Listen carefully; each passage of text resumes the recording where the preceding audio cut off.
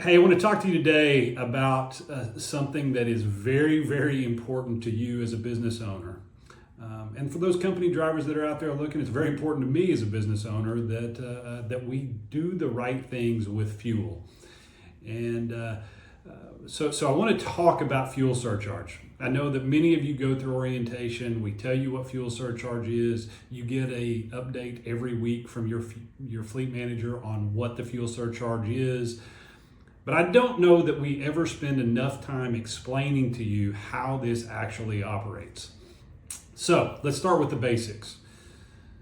Connor, since you're new, did you know that we pass 100% of our fuel discount that we've pre-negotiated with our fuel suppliers on to the driver? Absolutely. Okay, so big important point here.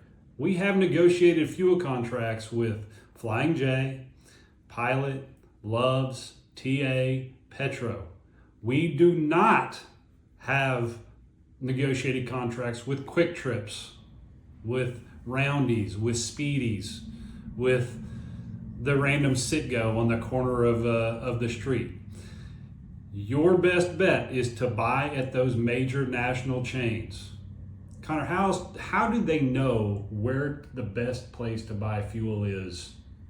How do we set that up for them? The easiest way would be to use your FuelBook app or your Driven for Calm Data app. I know FuelBook, you can put in your origin of your trip and then the destination of your trip, and it'll give you a list of fuel prices from all different providers throughout your route.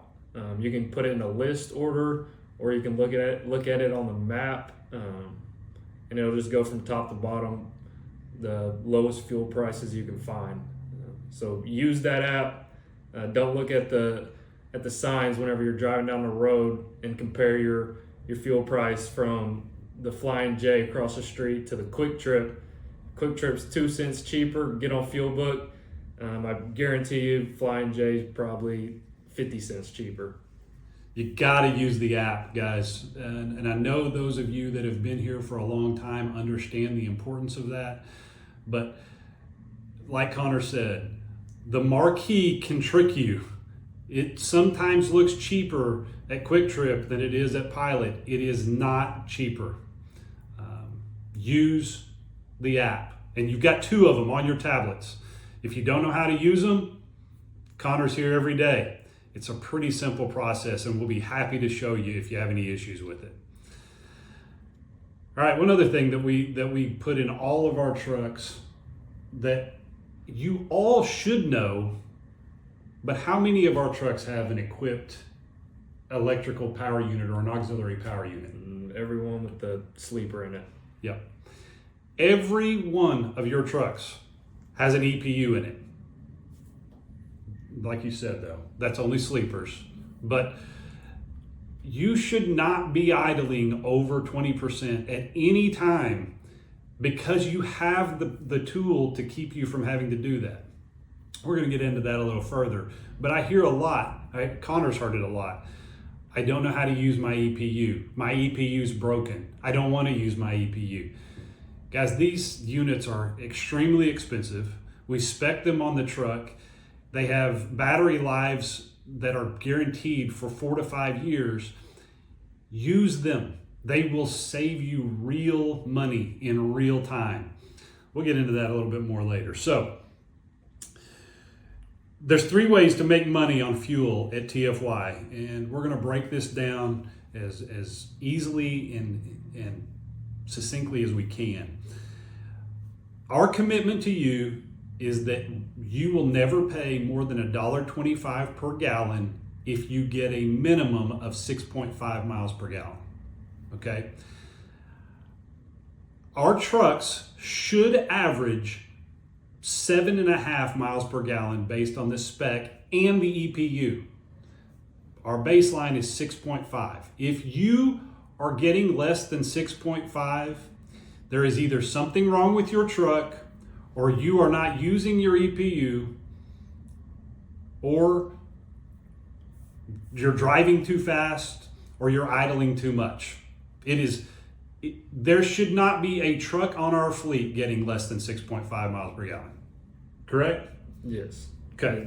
There really shouldn't be a truck getting less than 7. I mean, if you're getting less than 6.5, it's like taking $100 bill out of your pocket and lighting a match to it. Right. Actually, the fuel company likes you because you're giving them more money.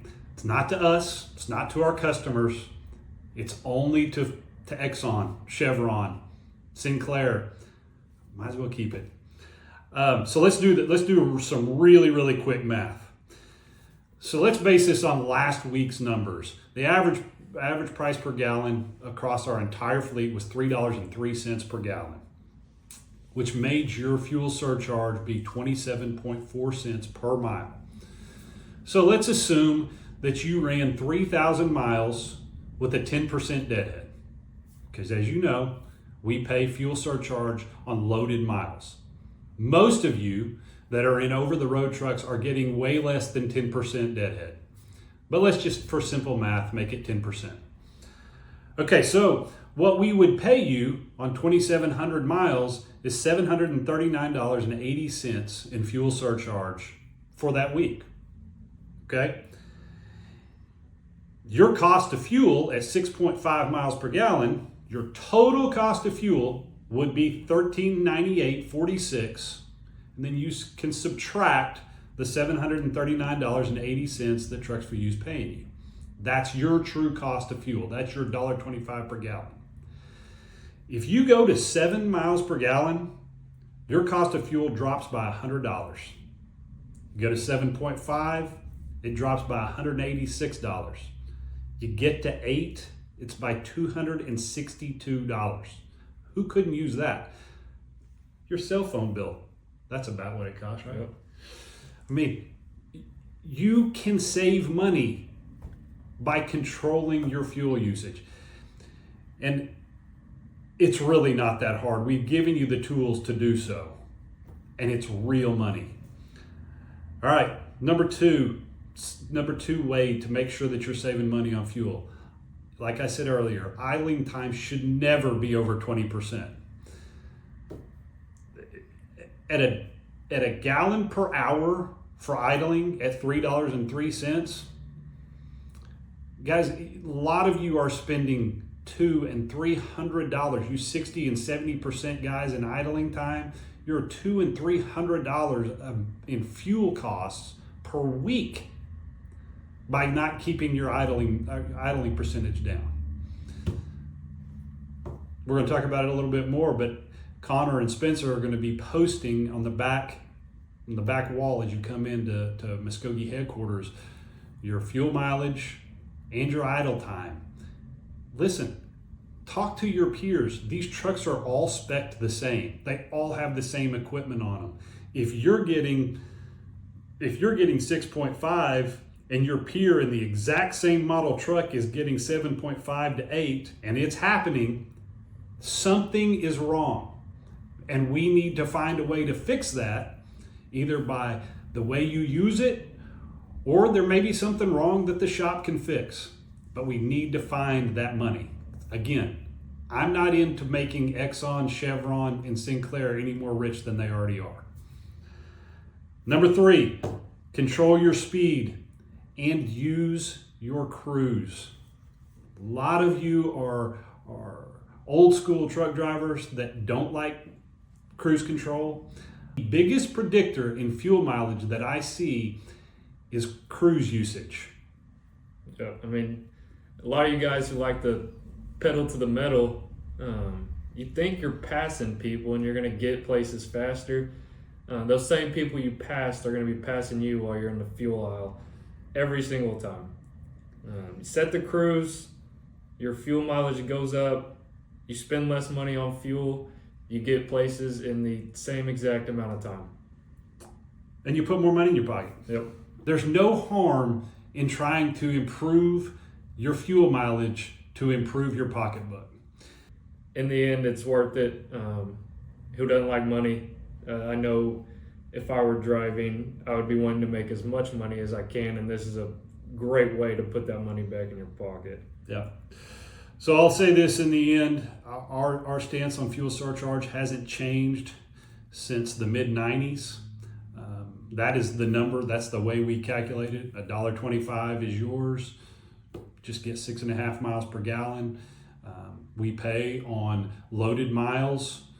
We pay fuel surcharge. None of that has changed. None of that will change. Doesn't matter if fuel is $5 a gallon or $2 a gallon. Your cost should always be $1.25 if you have the minimum control of 6.5 miles per gallon. So I'm going to sign off here. I'm just going to ask you as the driving public, as the TFY driving public, to do all you can to be more efficient in 2025. It's better for you. It's better for your family. It's better for TFY. Thanks. We'll see you again soon.